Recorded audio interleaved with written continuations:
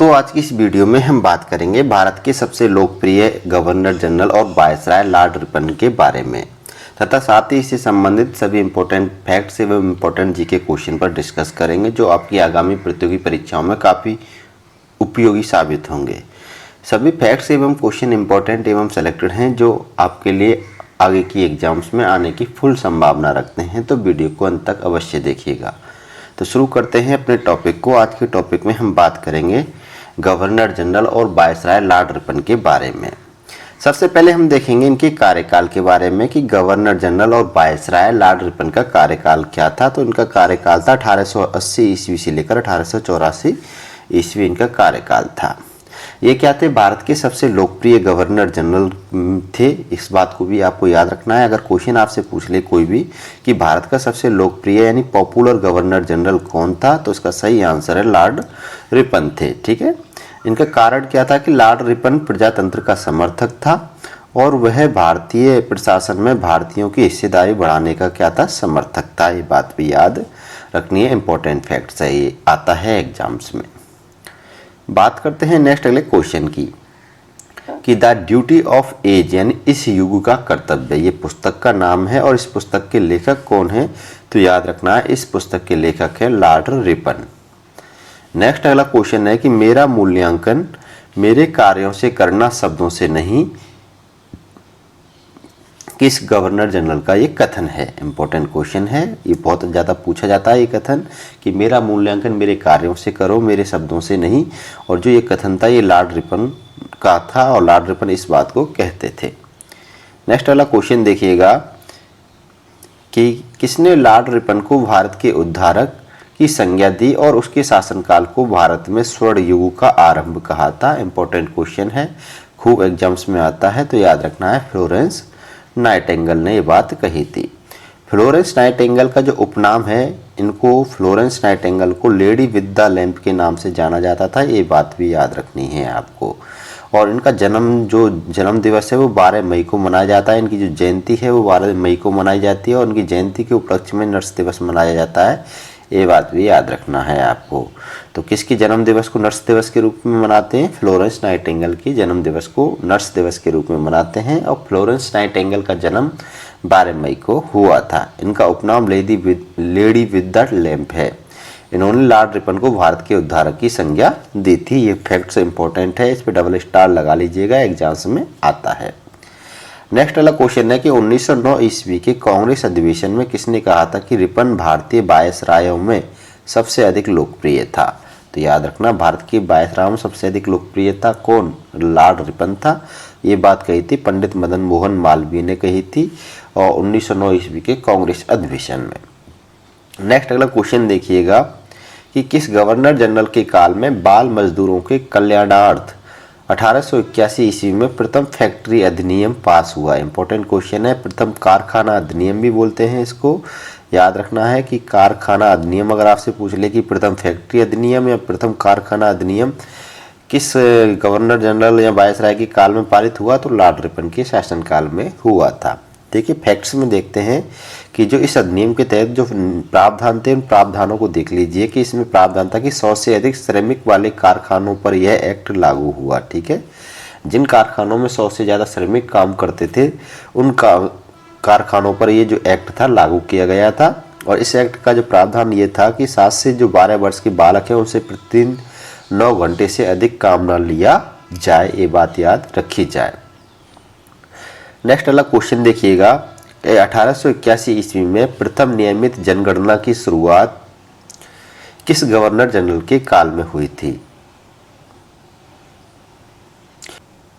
तो इसका सही आंसर है दोस्तों लॉर्ड रिपन के शासनकाल में।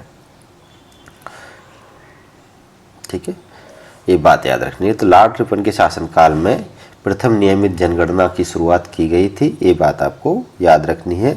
इससे पहले मैंने आपको बताया था कि लॉर्ड मेयो के शासनकाल में 1872 ईस्वी में प्रथम जनगणना हुई थी, लॉर्ड मेयो के शासनकाल में।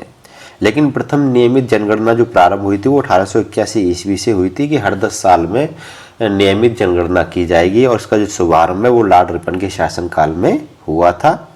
और उस समय जो अनुमानित जनसंख्या है वो 254 मिलियन आंकी गई थी और यहीं से हर 10 वर्ष में भारत में जनगणना किए जाने की शुरुआत हुई थी। ये बात याद रखनी है। तो आपको याद रखना है कि भारत की प्रथम जनगणना 1872 में हुई, लॉर्ड मेयो के शासनकाल में। और प्रथम नियमित जनगणना की अगर हम बात करें तो 1881 ईस्वी में शुरू हुई थी, लॉर्ड रिपन के शासनकाल में। नेक्स्ट वाला क्वेश्चन देखिए कि किस वायसराय के काल में वर्नाक्यूलर प्रेस एक्ट को समाप्त कर दिया गया था। ठीक है, जो लॉर्ड लिटन के शासनकाल में वर्नाक्यूलर प्रेस एक्ट लागू किया गया था और इस प्रेस एक्ट को समाप्त कर दिया गया था लॉर्ड रिपन के शासनकाल में। ये बात याद रखना है, 1882 ईस्वी में इस एक्ट को समाप्त कर दिया गया था। नेक्स्ट अगला क्वेश्चन है कि भारत में स्थानीय स्वशासन का जनक किसे कहा जाता है। तो इसका सही आंसर है लॉर्ड रिपन को कहा जाता है। ये बात भी याद रखनी है, very very most important question है। ये फैक्ट्स एग्जाम में बहुत ज़्यादा पूछा जाता है कि स्थानीय स्वशासन के जनक भारत में कौन थे, लॉर्ड रिपन थे। ये बात याद रखनी। नेक्स्ट अगला क्वेश्चन है कि 1882 ईस्वी में लॉर्ड रिपन के समय गठित हंटर कमीशन के अध्यक्ष कौन थे। ठीक है, तो इसका सही आंसर है विलियम हंटर, लॉर्ड रिपन के समय गठित हंटर कमीशन के अध्यक्ष थे। ठीक है, एक हंटर समिति जलियांवाला बाग हत्याकांड की जांच के लिए भी गठित की गई थी और एक हंटर कमेटी लॉर्ड रिपन के शासनकाल में गठित की गई थी जो शिक्षा से संबंधित थी। इस समिति में क्या है, इस कमीशन ने क्या किया, प्राथमिक शिक्षा पर विशेष बल दिया था। ये बात याद रखनी है। नेक्स्ट वाला क्वेश्चन है कि 1882 ईस्वी में पंजाब विश्वविद्यालय की स्थापना किसने की थी। इंपॉर्टेंट क्वेश्चन है, आता है क्वेश्चन एग्जाम्स में। तो इसका सही आंसर है लॉर्ड रिपन ने पंजाब विश्वविद्यालय की स्थापना की थी। नेक्स्ट वाला क्वेश्चन देखिएगा कि 1883 ईस्वी में विवादित इल्बर्ट बिल किस गवर्नर जनरल के शासनकाल में पेश किया गया था। तो इसका याद रखना है, इल्बर्ट बिल लॉर्ड रिपन के शासनकाल में पेश किया गया था और इस बिल के अंतर्गत भारतीय न्यायाधीशों को यूरोपियनों से संबंधित मुकदमों की सुनवाई का अधिकार प्रदान किया गया था। ठीक है, ये बात याद रखनी है। यानी भारत के जो न्यायाधीश थे वो यूरोपियन यानी यूरोप के जो यानी अंग्रेजों के से संबंधित जो मुकदमे थे उनकी सुनवाई कर सकते थे इस बिल के अंतर्गत। इस कारण अंग्रेजों ने क्या किया, इस बिल का क्या कर दिया, विरोध कर दिया और श्वेत विद्रोह, उस विद्रोह को क्या कहा गया था, इतिहास में श्वेत विद्रोह कहा गया था। ये बात याद रखनी है। नेक्स्ट वाला क्वेश्चन है कि इस बिल के विवाद के कारण ही रिपन ने कार्यकाल समाप्त होने से पूर्व ही त्यागपत्र दे दिया था। रिपन ने इस बिल के माध्यम से फौजदारी दंड व्यवस्था में प्रचलित भेदभाव को समाप्त करने का प्रयत्न किया था।